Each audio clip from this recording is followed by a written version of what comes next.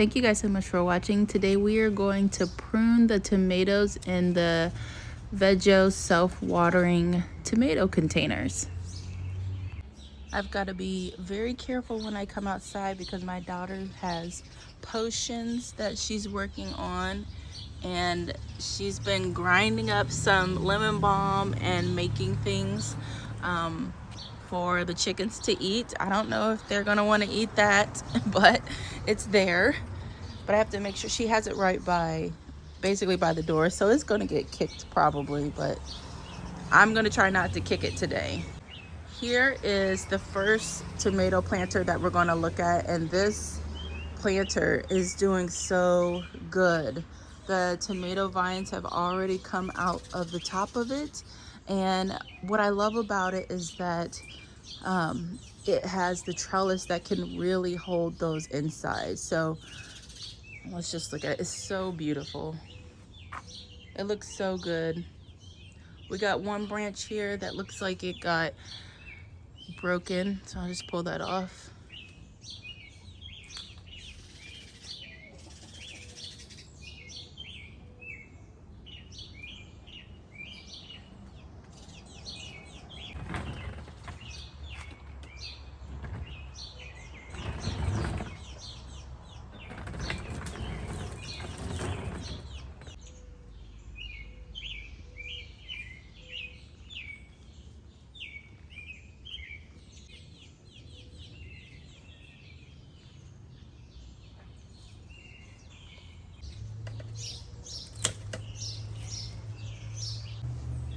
So one of the important, oh my gosh, I can't even look at this.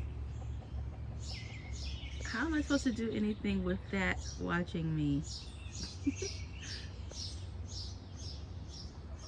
Okay, back to the tomatoes. So one thing I want you guys to know is that tomato suckers don't have to be cut off if you don't want to.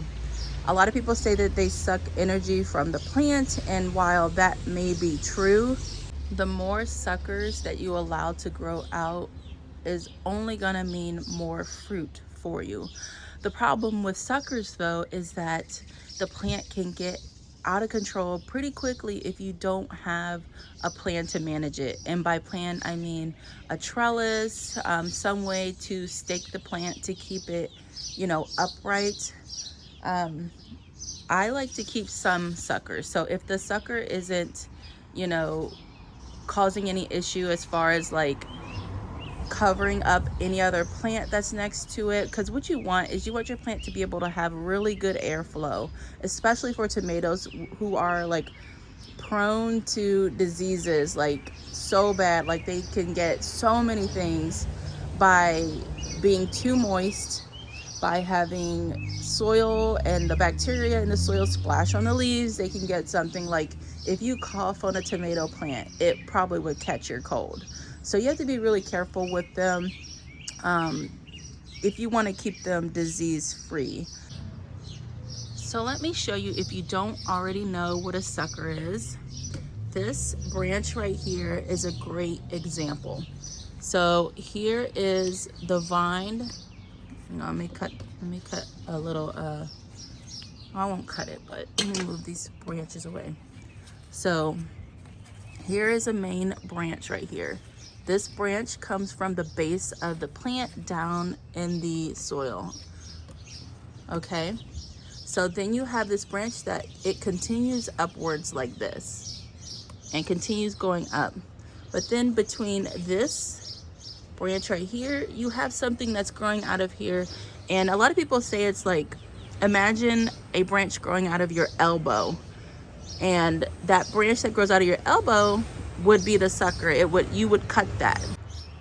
I like to think of it more of like an armpit, but it's the same concept. So basically, having this branch grow out, that's how you identify it. So you take a main stem, and then you get branch.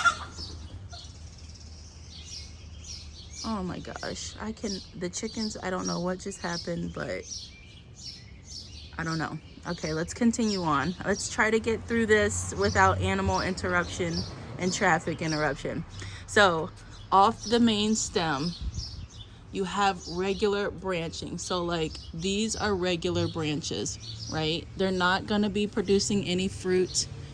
But then you get the suckers that come off, and they are basically pretty much like its own little plant branching off in another direction. It's got flowers, it can produce fruit, and it can, in my opinion, when I don't cut off the suckers, it does take the plant a little bit longer, in my opinion, to start fruiting like continuously. So I cut most of mine, like I said, and I leave the ones that aren't in the way. So my plan is to clean up the base of the plant. So I'm going to take out many of the extra leaves and stems at the base, and then I'm going to take out quite a few of the suckers from this. I want this plant to stay contained in this trellising system. I don't want it to get out of control, because once it gets out of the trellising system, I don't have any other way to maintain it. So I want to cut off these suckers, and once my plant gets big enough and fills out this trellis fully, then I will end up topping it. And once you top your peppers, that means you cut off the top branching, then the pepper won't grow any taller, it'll just grow wider if you allow the suckers to grow. So if you leave the suckers, your plant will produce tons more fruit, potentially at a slower rate, just because there's so much going on with the plant. But if you prune it and pinch it and maintain a certain size, you might see a lot more fruit production, and it will be just easier to maintain if you're all through the season you're just continuing to keep that plant pinched and nurture the blooms that you do have on it and collect those fruit. I think this is especially a good thing when you have those big heirloom tomatoes and you don't want your plants getting too crazy and heavy with fruit. It's easier to maintain them when you keep them managed. The most important thing that you have to remember about tomato plants and about gardening in general is that it is your garden. Do what you want to do. You can take advice, you can take some of the advice, you can do whatever you want to make your plants work for you and your space in your home.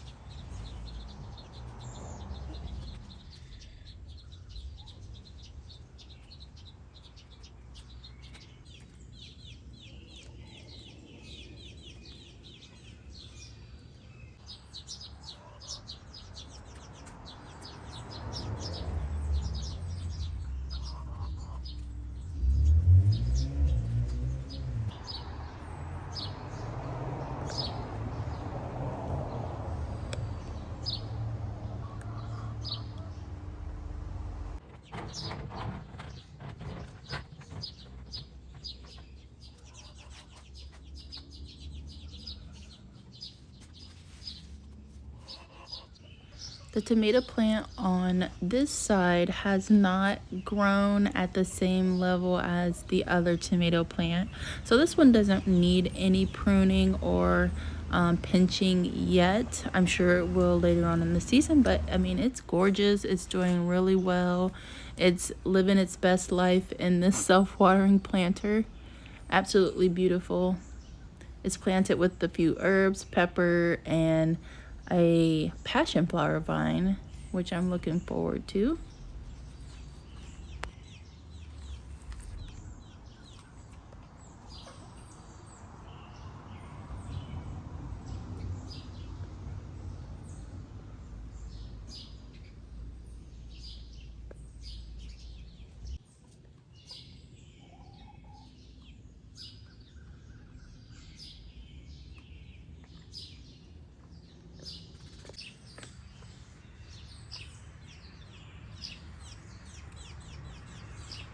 Now I'm gonna work on the tomato plants that I have planted in the tower garden. And these guys are determinate tomatoes, which means they grow to a certain height and then they stop. These, I believe, they're a mixture. So I've got some micro tomatoes, which I won't prune because they're already small. And then I have some tumbling tomatoes, which I believe are the ones that I staked up because they are much taller. And those I will prune as needed. I'm cutting everything from where the plant meets the soil. You don't really need those leaves at the bottom of the stem, and I like to cut them off so just to help reduce the risk of tomato diseases and things like that. And I don't know if you guys know this, but if you have a tomato with a disease and you plant that in the following year you plant more tomatoes there, that disease could still be in that soil. And if you put diseased tomato leaves in your compost pile and your pile doesn't heat up high enough to kill those diseases, then you could reinfect your plants the following season if you use any of that compost on tomatoes. So it's just something to be aware of when you're growing tomatoes. It's just best overall to bag up those tomato leaves and plants and just put them in the garbage, or allow your lawn pickup service just to take them. The rule of thumb when pinching or pruning a plant is just to look for the 3 Ds: disease, damaged, or dead. I don't know why it took me so long to say that. So any dead leaves, damaged leaves, diseased leaves on any plant, don't feel hesitant to take those things off. It's not just for a certain type of plant. And then obviously you are welcome to prune your plants to your heart's desire outside of the 3 Ds if you want to. But if you're someone who is unsure on pruning and things like that, start with the 3 Ds and then do your research on each specific plant that you want to prune and see how other people are pruning it. See what the experts are suggesting. That's how I learn. What I learn is by watching others, reading garden books. I check out a lot of books from the library and read up on certain things. And then I also have a ton of garden books of my own that I like to go through, especially in the wintertime. Like spring and summer, I'm not really looking at a lot of books. I'm mostly head down in the garden getting stuff done. But the wintertime is a great time to settle in with some garden books and make your plans.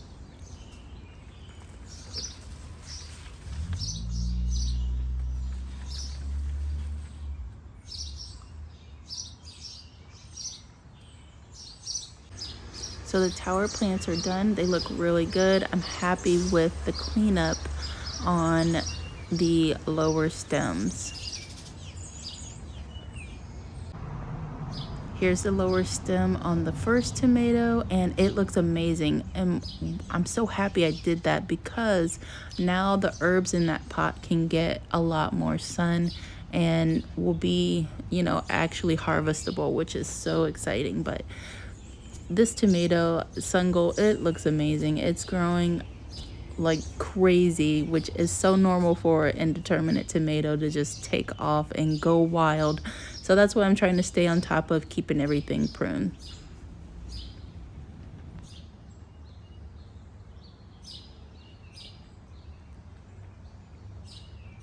Let me know if you guys have any questions about this video. I'll link to the Vego planters in the description, and I'll see you in the next one.